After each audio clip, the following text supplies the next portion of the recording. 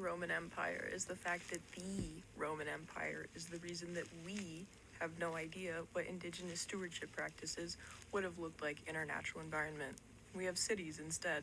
So I don't really agree with this take, but I think it is a good learning opportunity. At the time of the Roman Empire, the sixth largest city in the world was located in modern-day Mexico. The original name of this city is lost to time, but the Aztecs called it Teotihuacan. And if a Roman citizen had visited this city and spoke the language, of course, they may have actually found some similarities. They would have recognized advanced trade networks, a ton of local diversity, and a thriving crafts industry. As a matter of fact, Teotihuacan had apartment buildings. But let's go back even further. The first cities in the America predate the Romans by 3,000 years. Now let's fast forward. In 800 AD, Tikal, a Maya city, was larger than London was at the time. Cities evolved independently in the Americas, as did writing, as did complex states, as did armies and empires and war. The Inca Empire had 10 million people in it, all right? They could put 200,000 soldiers into the field at a time. I mean, that is unbelievable. All this is to say, I understand where this creator is coming from. I really do. The Roman Empire did a lot of bad things, and yes, they did stomp out certain native populations in certain areas. But I think she's falling victim to a larger fallacy that I see a lot on this app, which is